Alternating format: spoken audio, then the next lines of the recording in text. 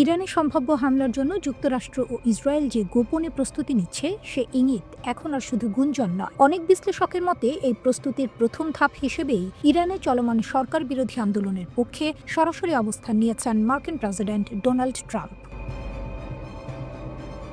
মাত্র কয়েকদিনের মধ্যেই ট্রাম্প ইরানকে 3বার প্রকাশ্যে সতর্কবার্তা দিয়েছেন। বিক্ষোভ শুরুর দ্বিতীয় দিনেই তিনি অভিযোগ করেন ইরানের নিরাপত্তা বাহিনী আন্দোলনকারীদের উপর গুলি চালাচ্ছে। এই ঘটনায় তিনি কড়া ভাষায় নিন্দা জানান। এরপর ষষ্ঠ দিনে এসে ট্রাম্প আরও এক ধাপ এগিয়ে যান। তিনি সরাসরি ইরানের সামরিক অভিযানের হুমকি দেন। ট্রাম্পের বক্তব্য ছিল, যদি বিক্ষোভকারীদের হত্যা করা হয় তাহলে তাদের রক্ষায় মার্কিন বাহিনী ইরানে যেতে পারে। এই হুমকির তৃতীয় দফা আসে ভেনেজুয়েলার প্রেসিডেন্ট নিকোলাস মাদুরোকে অপহরণের ঘটনার পর। ওই ঘটনার পর সাংবাদিকদের সঙ্গে কথা বলতে গিয়ে ট্রাম্প স্পষ্ট করে বলেন, বিক্ষোভকারীদের ওপর হামলার পরিণতি হবে ভয়াবহ। অনেকেই মনে করছেন ভেনেজুয়েলায় যা ঘটেছে সেটিকে একটি উদাহরণ হিসেবে সামনে রেখে ইরানকে চাপের মধ্যে রাখা হচ্ছে। এই পরিস্থিতিকে সুযোগ হিসেবে দেখছে ইরানের চিরশত্রু ইসরায়েলও। ইতিমধ্যে ইসরায়েল তাদের সেনাবাহিনীকে ইরান, লেবানন ও পশ্চিম তীর এই 3টি ফ্রন্টে সর্বোচ্চ প্রস্তুত থাকার নির্দেশ দিয়েছে। প্রধানমন্ত্রী বেনিয়ামিন নেতানিয়াহুর নির্দেশে ইরানের সম্ভাব্য হামলার জবাবে প্রয়োজনীয় সব সামরিক সরঞ্জাম প্রস্তুত রাখার কথাও বলা হয়েছে। খেয়াল করার বিষয় হলো, গত ৪৫ বছরে এই প্রথম কোনো মার্কিন প্রেসিডেন্ট অন্য দেশের অভ্যন্তরীণ বিক্ষোভ নিয়ে এতটা আক্রমণাত্মক ভাষায় প্রকাশ্যে সতর্কবার্তা দিলেন। এখানেই বড় প্রশ্ন উঠে আসছে, এগুলো কি শুধুই কূটনৈতিক চাপ, নাকি এর পেছনে সত্যিকারের সামরিক পরিকল্পনা রয়েছে? ট্রাম্পের একের পর এক হুমকির জবাবে ইরানের সর্বোচ্চ নেতা আয়াতুল্লাহ আলী খামেনি আন্দোলনকারীদের দাঙ্গাবাজ এবং বিদেশি শক্তির মদত পুষ্ট বলে আখ্যা দিতে শুরু করেছেন। একই সঙ্গে পশ্চিমা গণমাধ্যমগুলোর বিরুদ্ধে অভিযোগ উঠেছে তারা প্রতিবেদন প্রকাশের মাধ্যমে আগ্রাসনের জন্য জনমত তৈরি করছে। একটি গোয়েন্দা প্রতিবেদনের ভিত্তিতে ব্রিটিশ দৈনিক দ্য টাইমস জানিয়েছে, যদি ইরানের সরকার পতন ঘটে তাহলে সিরিয়ার সাবেক প্রেসিডেন্ট বাশার আল আসাদের মতো আয়াতুল্লাহ আলী খামেনিও রাশিয়ায় পালিয়ে যাওয়ার প্রস্তুতি রাখছেন। প্রতিবেদনে বলা হয়, তিনি পরিবার সহ প্রায় 20 সদস্যের একটি দল নিয়ে দেশ ছাড়তে পারেন। তবে ট্রাম্পের এই সতর্কবার্তাগুলো সত্যিই বাস্তবায়িত হবে কিনা তা নিয়ে বিশ্লেষকরা দ্বিধা বিভক্ত। ইরান ইন্টারন্যাশনালের এক প্রতিবেদনে বলা হয়েছে, ওবামা প্রশাসনের অভিজ্ঞতা থেকে অনেক গবেষক মনে করেন শুধু কঠোর বক্তব্য যথেষ্ট নয়। 2012 সালে সাবেক মার্কিন প্রেসিডেন্ট বারাক ওবামা বলেছিলেন, সিরিয়ায় রাসায়নিক অস্ত্র ব্যবহার যুক্তরাষ্ট্রের জন্য লাল রেখা। কিন্তু 1 বছর পর দামেস্কের বিদ্রোহী অধ্যুষিত এলাকায় সারিন গ্যাস হামলায় শত শত বেসামরিক মানুষ মারা গেলেও যুক্তরাষ্ট্র কোনো সামরিক প্রতিক্রিয়া দেখায়নি। 2009 সালে ইরানের গ্রিন মুভমেন্ট বিক্ষোভের সময়ও ওবামা সতর্কবার্তা দিয়েছিলেন, কিন্তু শেষ পর্যন্ত তিনি সরাসরি কোনো পদক্ষেপ নেননি। এখানেই ট্রাম্পকে আলাদা করে দেখছেন অনেক বিশ্লেষক। তাদের মতে ডোনাল্ড ট্রাম্প নিজের হুমকি বাস্তবায়নের বিষয়ে তুলনামূলকভাবে বেশি দৃঢ়।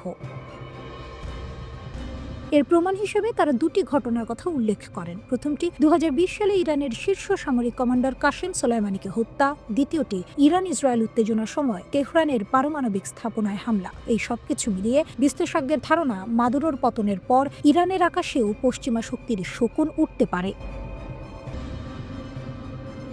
আফগানিস্তানের মাইদান ওয়ারদাক প্রদেশে একটি অজ্ঞাত পরিচয়ের মানববিহীন আকাশযান বা ড্রোন ভেঙে পড়েছে।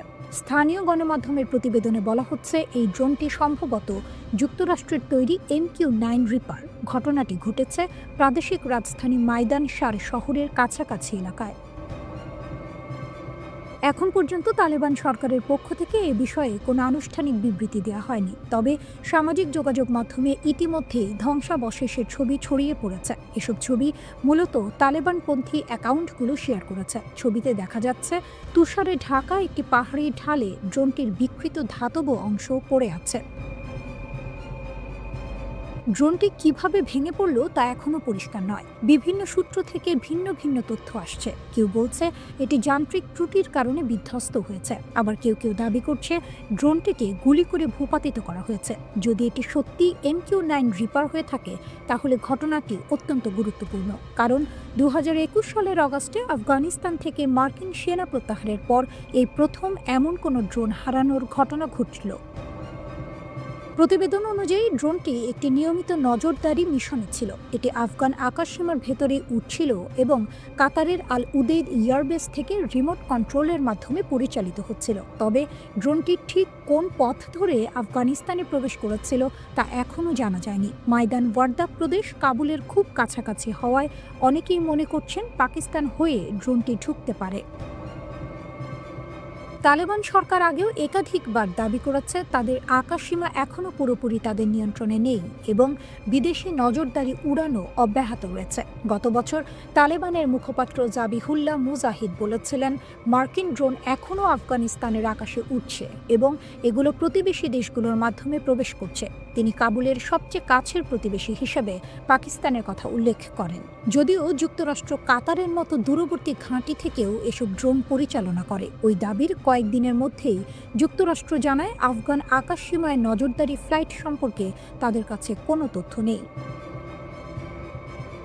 এর আগেও তালেবান পাকিস্তানের বিরুদ্ধে অভিযোগ করেছে যে তারা মার্কিন ড্রোনকে তাদের আকাশসীমা ব্যবহার করতে দিচ্ছে। পাকিস্তান বরাবরই এসব অভিযোগ অস্বীকার করে এসেছে। দুই দেশের মধ্যে উত্তেজনা আরও বেড়ে যায় 2024 সালের ডিসেম্বরের শেষ দিকে, যখন পাকিস্তান তালেবান লক্ষ্যবস্তুতে বিমান হামলা চালায়। এরপর 2025 সালের অক্টোবর মাসে আবার সংঘর্ষ হয় এবং দুই দেশের সীমান্ত ক্রসিং বন্ধ করে দেওয়া হয়। পাকিস্তান অভিযোগ করে তালেবান তেহরিক-ই-তালেবান পাকিস্তান নামের জঙ্গি গোষ্ঠী সমর্থন দিচ্ছে, যার ফলে পাকিস্তানে সহিংসতা বেড়েছে। তালেবান এসব অভিযোগ প্রত্যাখ্যান করে উল্টো ইসলামাবাদের বিরুদ্ধে হস্তক্ষেপের অভিযোগ তোলে এবং পাকিস্তানকে নিজেদের সমস্যার জন্য দায়ী করে। এই ঘটনায় সবচেয়ে বেশি আলোচনায় এসেছে MQ-9 রিপার ড্রোনটি। এটি বিশ্বের সবচেয়ে বেশি ব্যবহৃত যুদ্ধ ড্রোনগুলোর একটি। প্রতিটি ড্রোনের মূল্য প্রায় $15 কোটি। 2023 থেকে 2024 সালের মধ্যে ইয়েমেনের হুথি বাহিনী অন্তত 10টির বেশি MQ-9 রিপার ভূপাতিত করেছে বলে জানা যায়। ড্রোনটি প্রথম 2007 সালে ব্যবহার শুরু হয়। কম খরচে প্রশিক্ষণ ও পরিচালনার সুবিধার কারণে এটি জনপ্রিয় হয় এবং মানবচালিত যুদ্ধ বিমানের তুলনায় অনেক কম খরচে হামলা চালাতে সক্ষম হয়। যুক্তরাষ্ট্র ও ইসরায়েলের নীতি নির্ধারণী মহলে পর্দার আড়ালে একটি নতুন ও বিপজ্জনক হিসাব নিকাশ শুরু হয়েছে বলে মনে করা হচ্ছে। দ্য জেরুজালেম পোস্টের উদ্ধৃতি দিয়ে পাওয়া একাধিক ইঙ্গিত অনুযায়ী ওয়াশিংটন এখন ইরানে হস্তক্ষেপের বিষয়টি বিবেচনা করছে, তবে সেটি সরাসরি পূর্ণমাত্রার সামরিক আগ্রাসনের মাধ্যমে নয়, বরং ইরানের ভেতরে সুপ্রিম লিডার আয়াতুল্লাহ আলী খামেনির বিরুদ্ধে চলমান বিক্ষোভ আন্দোলনকে সহায়তা করার পথ খতিয়ে দেখা হচ্ছে। এখানে সবচেয়ে লক্ষণীয় বিষয় হলো ইসরায়েলও তাদের অবস্থান নতুন করে ভাবতে শুরু করেছে। এর পেছনে রয়েছে একটি নাটকীয় দৃষ্টান্ত, ভেনেজুয়েলার নেতা নিকোলাস মাদুরোর অপসারণ। ইসরায়েলি কর্মকর্তাদের ভাষায় কারাকাসে যুক্তরাষ্ট্রের হঠাৎ হস্তক্ষেপ তাদের সম্পূর্ণ অপ্রস্তুত করে দেয়। এই অভিযান অন্য দেশগুলোতে, বিশেষ করে ইরানের ক্ষেত্রে কি সম্ভব সে সম্পর্কে দীর্ঘদিনের ধারণাগুলো ভেঙে দিয়েছে। এতদিন পর্যন্ত ইসরায়েলের নীতি নির্ধারকরা মনে করতেন ইরানের বিক্ষোভগুলো গুরুত্বপূর্ণ হলেও তা যথেষ্ট নয়। তাদের ধারণা ছিল শুধু বিক্ষোভের মাধ্যমে খামেনির সরকারকে ক্ষমতাচ্যুত করা সম্ভব নয়। একই ধরনের মূল্যায়ন ওয়াশিংটনেও প্রচলিত ছিল। কিন্তু মাদুরোর রাতারাতি অপসারণ সেই আলোচনার গতিপথ বদলে দিয়েছে। এখন শোনা যাচ্ছে ওয়াশিংটন ও তেল আবিব দুই পক্ষই ভাবছে সীমিত ও নির্দিষ্ট লক্ষ্যভিত্তিক হস্তক্ষেপের মাধ্যমে ইরানের বিক্ষোভ আন্দোলনকে কি এমন এক পর্যায়ে ঠেলে দেওয়া যায় যেখান থেকে সরকারের টিকে থাকা কঠিন হয়ে পড়বে। লক্ষ্য একটাই, বড় আকারের আঞ্চলিক যুদ্ধ এড়িয়ে গিয়ে অভ্যন্তরীণ চাপকে সর্বোচ্চ পর্যায়ে নেওয়া। এই চিন্তার পেছনে কিছু বাস্তব পদক্ষেপের ইঙ্গিত মিলছে। ইসরায়েলের গোয়েন্দা সংস্থা মোসাদ প্রকাশ্যে স্বীকার করেছে যে তারা মাঠ পর্যায়ে ইরানি বিক্ষোভকারীদের সহায়তা করেছে। গোয়েন্দা সংস্থাগুলোর ক্ষেত্রে এমন প্রকাশ্য স্বীকারোক্তি অত্যন্ত বিরল। অন্যদিকে তেহরান দাবি করেছে তারা এমন একজন এজেন্টকে গ্রেপ্তার করেছে। এদিকে যুক্তরাষ্ট্রের ভেনেজুয়েলা অভিযানের পর ইসরায়েলের প্রধানমন্ত্রী বেনিয়ামিন নেতানিয়াহু একটি বিশেষ নিরাপত্তা বৈঠক ডাকেন। শুধু তাই নয়, সাবেক প্রতিরক্ষামন্ত্রী বেনি গান্টস আরও এক ধাপ এগিয়ে গিয়ে প্রকাশ্যে যুক্তরাষ্ট্র ও ইসরায়েলের হস্তক্ষেপের আহ্বান জানিয়েছেন। তার বক্তব্য ছিল, এই হস্তক্ষেপের মাধ্যমে ইরানের সরকারকে হয় আত্মসমর্পণ করতে বাধ্য করতে হবে, নয়তো ক্ষমতা ছাড়তে হবে। এই অবস্থানটি স্পষ্টভাবে একটি বড় পরিবর্তনের ইঙ্গিত দেয়। মাত্র কয়েক মাস আগেও যুক্তরাষ্ট্র ও ইসরায়েল দুই দেশই ইরানের সরকার পরিবর্তনের বিরোধিতা করছিল। তখন তাদের মূল লক্ষ্য ছিল তেহরানের পারমাণবিক কর্মসূচিকে দুর্বল করা এবং ইরানের আঞ্চলিক প্রতিশোধমূলক ক্ষমতা সীমিত রাখা। কিন্তু সাম্প্রতিক সময়ে ইরানের ওপর চালানো হামলার পর তাদের দুর্বল প্রতিক্রিয়া, ভেতরে চলমান বিক্ষোভ এবং যুক্তরাষ্ট্রের বড় ধরনের স্থলবাহিনী না নামিয়েই ভেনেজুয়েলার মতো দেশে প্রভাব বিস্তার করার সক্ষমতা, সব মিলিয়ে কৌশলগত সমীকরণ বদলে গেছে। এই প্রথমবারের মতো স্পষ্ট ইঙ্গিত মিলছে যে যুক্তরাষ্ট্র ও ইসরায়েল পূর্ণমাত্রার আগ্রাসনের বাইরে হস্তক্ষেপকে বাস্তবসম্মত বিকল্প হিসেবে দেখছে। যদি এই বিশ্বাস আরও শক্ত হয়, তাহলে ইরান খুব শিগগিরই এমন এক মুহূর্তের মুখোমুখি হতে পারে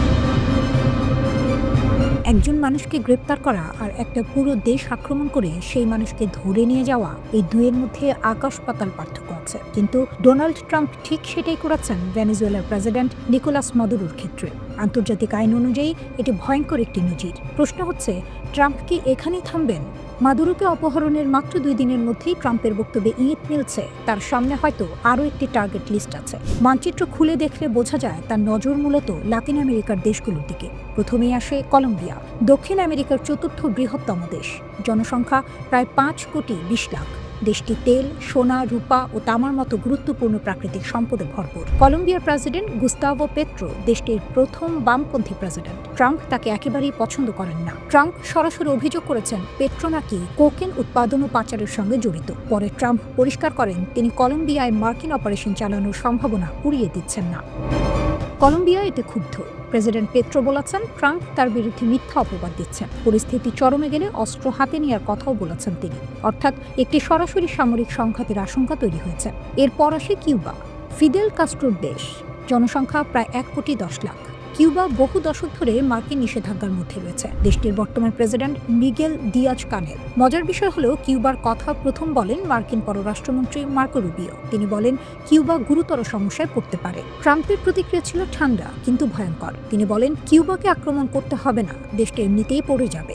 এই বক্তব্যও কিউবার জন্য উদ্বেগের কারণ। এরপর মেক্সিকো, যুক্তরাষ্ট্রের সরাসরি প্রতিবেশী, জনসংখ্যা প্রায় 13 কোটি। বর্তমান প্রেসিডেন্ট ক্লোদিয়া শেইনবাউম। ট্রাম্প আগেই মেক্সিকোর উপর বড় অঙ্কের শুল্ক বসিয়েছেন। এবার তিনি মেক্সিকোয় সেনা পাঠানোর কথা বলছেন মাদক কার্টেলের বিরুদ্ধে লড়াইয়ের নামে। ট্রাম্প দাবি করেন মেক্সিকোতে কার্টেল এত শক্তিশালী যে সরকার নিয়ন্ত্রণে নেই। তিনি বারবার বলেছেন মেক্সিকো চাইলে যুক্তরাষ্ট্র সাহায্য করতে পারে সেনা পাঠিয়ে। যদিও সরাসরি হামলার হুমকি নেই, তবুও এটা এক ধরনের চাপের কৌশল। লাতিন আমেরিকার বাইরে একেবারে আলাদা জায়গায় রয়েছে গ্রিনল্যান্ড। এটি ডেনমার্কের অংশ হলেও স্বায়ত্তশাসিত অঞ্চল। তেল, গ্যাস, রেয়ার আর্থ মিনারেল আর আর্কটিক অঞ্চলের কৌশলগত অবস্থানের কারণে ট্রাম্প দীর্ঘদিন ধরেই গ্রিনল্যান্ডে আগ্রহী। তিনি স্পষ্ট বলেছেন যুক্তরাষ্ট্রের জাতীয় নিরাপত্তার জন্য গ্রিনল্যান্ড দরকার। কিন্তু সমস্যা হলো ডেনমার্ক ন্যাটো সদস্য, যুক্তরাষ্ট্রও তাই। যদি যুক্তরাষ্ট্র গ্রিনল্যান্ডে হামলা চালায় তাহলে ন্যাটোর আর্টিকেল 5 অনুযায়ী সেটি হবে এক সদস্যের ওপর আরেক সদস্যের আক্রমণ। এর মানে ন্যাটোর ভবিষ্যতে প্রশ্নের মুখে পড়বে। ইরানও আছে যুক্তরাষ্ট্রের তালিকায়। যুক্তরাষ্ট্র ভেনেজুয়েলার প্রেসিডেন্ট নিকোলা মাদুরোকে অপহরণের ঘোষণা দেওয়ার কয়েক ঘন্টার মধ্যেই ইসরায়েলি রাজনীতিক ইয়ার লাপিদ ইরানের প্রতি হুমকির সুরে কথা বলেছেন। তিনি বলেছেন ইরানি শাসক গোষ্ঠীর উচিত ভেনেজুয়েলায় কি ঘটছে সেদিকে গভীরভাবে নজর রাখা। যুক্তরাষ্ট্রের প্রেসিডেন্ট ডোনাল্ড ট্রাম্প ও ইসরায়েলের প্রধানমন্ত্রী বেনিয়ামিন নেতানিয়াহুর বৈঠকের এক সপ্তাহের কম সময়ের মধ্যে মাদুরোকে জোর করে ক্ষমতা থেকে সরিয়ে দেওয়ার ঘটনা ঘটেছে। ওই বৈঠকে ট্রাম্প ইরানের বিরুদ্ধে নতুন করে হামলা চালানোর হুমকিও দেন। ইরানের সর্বোচ্চ ধর্মীয় নেতা আয়াতুল্লাহ আলী খামেনি যুক্তরাষ্ট্রের উদ্দেশ্যে দিয়েছেন কড়া ও স্পষ্ট বার্তা। তার বক্তব্যের পর স্বাভাবিকভাবেই বড় প্রশ্ন উঠে এসেছে, তাহলে কি ইরানের সামরিক বাহিনী ইতোমধ্যেই যুদ্ধের প্রস্তুতি নিয়ে ফেলেছে? একই সঙ্গে আরও একটি গুরুত্বপূর্ণ প্রশ্ন সামনে এসেছে, যুক্তরাষ্ট্র ও ইসরায়েলের পরবর্তী পদক্ষেপ আসলে কি হতে পারে? সম্প্রতি মার্কিন প্রেসিডেন্ট ডোনাল্ড ট্রাম্প ইরানকে ঘিরে একের পর এক কঠোর হুমকি দিয়েছেন। অনেকেই এখন জানতে চাইছেন এসব হুমকি কি শুধু কথার মধ্যে সীমাবদ্ধ থাকবে, নাকি যুক্তরাষ্ট্র সত্যিই সেগুলো বাস্তবায়নের পথে হাঁটছে? তাহলে কি নতুন করে মধ্যপ্রাচ্যে বড় কোনো সংঘাত শুরু হতে যাচ্ছে? বর্তমান পরিস্থিতিতে ইরানের সরাসরি যুদ্ধ নয়, বরং দেশ জুড়ে সরকার বিরোধী বিক্ষোভ চলছে। এই বিক্ষোভকে কেন্দ্র করেই যুক্তরাষ্ট্র ও ইসরায়েল নতুন ষড়যন্ত্র করছে এমন অভিযোগ উঠেছে তেহরান থেকে। মার্কিন প্রেসিডেন্ট ডোনাল্ড ট্রাম্প তার সাম্প্রতিক বক্তব্যে বলেছেন ইরানের চলমান আন্দোলনে যদি সরকার সহিংসতা বা হত্যাযজ্ঞ চালায় তাহলে যুক্তরাষ্ট্র সেখানে হস্তক্ষেপ করবে। কিন্তু প্রশ্ন হলো এই হস্তক্ষেপ কিভাবে হবে? সামরিকভাবে নাকি অন্য কোনো উপায়? ইরানের গোয়েন্দা সংস্থাগুলোর দাবি, দেশটিতে অর্থনৈতিক মন্দা ও উচ্চ মূল্যস্ফীতিকে কেন্দ্র করে যে আন্দোলন চলছে তাতে সরাসরি উস্কানি দিচ্ছে যুক্তরাষ্ট্র ও ইসরায়েল। এই বিক্ষোভ ঘিরে ইতোমধ্যেই বেশ কয়েকজনকে আটক করা হয়েছে এবং হতাহতের খবরও পাওয়া গেছে। তবে এসব চাপের মধ্যেও যুক্তরাষ্ট্রের সামনে মাথা নত না করার ঘোষণা দিয়েছেন আয়াতুল্লাহ আলী খামেনি। খামেনির বার্তা ছিল একেবারে স্পষ্ট। তিনি বলেছেন, ইরান কখনোই শত্রুদের কাছে নতি স্বীকার করবে না। বিক্ষোভকারীদের সঙ্গে আলোচনায় বসতে তারা প্রস্তুত, কিন্তু যারা দেশ জুড়ে দাঙ্গা ও সহিংসতা চালাচ্ছে তাদের বিরুদ্ধে কঠোর ব্যবস্থা নেওয়া হবে। 3 জানুয়ারির এক প্রতিবেদনে এই বক্তব্যের কথা নিশ্চিত করেছে ব্রিটিশ বার্তা সংস্থা রয়টার্স। এর আগে ট্রাম্পের হুমকির প্রতিক্রিয়ায় খামেনির জ্যেষ্ঠ উপদেষ্টা রিয়ার অ্যাডমিরাল আলী শামখানি আরও কড়া ভাষায় সতর্কবার্তা দেন। তিনি বলেন, মিথ্যা অজুহাতে যদি কেউ ইরানের অভ্যন্তরীণ বিষয়ে হস্তক্ষেপ করে তাহলে হস্তক্ষেপকারীদের হাত কেটে নেওয়া হবে। তার ভাষায়, ইরানের জাতীয় নিরাপত্তা একটি রেড লাইন, কেউ সেটা অতিক্রম করলেই কঠোর জবাব দেওয়া হবে। এখন মূল প্রশ্ন, যুক্তরাষ্ট্র যদি সত্যিই হামলা চালায় তাহলে ইরান কি ধরনের পাল্টা ব্যবস্থা নেবে? এই প্রশ্নের জবাব দিতে গিয়ে ইরানের পররাষ্ট্রমন্ত্রী আব্বাস আরাকচি জানিয়েছেন, ইসরায়েল ও যুক্তরাষ্ট্রের যে কোনো হুমকি মোকাবিলায় ইরানের সামরিক বাহিনী পুরোপুরি প্রস্তুত। তিনি বলেন, ইরানের জনগণ তাদের অভ্যন্তরীণ বিষয়ে যে কোনো বিদেশি হস্তক্ষেপ জোরালোভাবে প্রতিরোধ করবে। একই সঙ্গে তিনি স্পষ্ট করে দেন, ইরানের শক্তিশালী সশস্ত্র বাহিনী জানে কোথায় এবং কিভাবে প্রতিরোধ বলয় গড়ে তুলতে হয় যদি কেউ দেশের সার্বভৌমত্বে আঘাত হানে। এদিকে ইসরায়েলের প্রধানমন্ত্রী বেনিয়ামিন নেতানিয়াহু ইরানের বিরুদ্ধে নতুন করে সামরিক অভিযানের সুযোগ খুঁজছেন বলে অভিযোগ উঠেছে। ট্রাম্পের কাছে ইরান প্রসঙ্গে নালিশ জানিয়ে নেতানিয়াহু দাবি করেছেন, ইরান অত্যন্ত গোপনে তাদের ক্ষেপণাস্ত্র সক্ষমতা বাড়াচ্ছে। এসব ক্ষেপণাস্ত্রে নাকি রাসায়নিক পদার্থের মতো শক্তিশালী বিস্ফোরক ব্যবহারের সক্ষমতাও রয়েছে। নেতানিয়াহুর অভিযোগ, এসব ক্ষেপণাস্ত্র ভবিষ্যতে ইহুদিবাদী রাষ্ট্রের বিরুদ্ধে ব্যবহার করতে পারে তেহরান। এ কারণেই ইরান জুড়ে নতুন করে হামলা চালানোর অনুমতি ট্রাম্পের কাছে চেয়েছেন তিনি। তবে এখনো পর্যন্ত এই নতুন আগ্রাসনের দিনক্ষণ চূড়ান্ত হয়নি।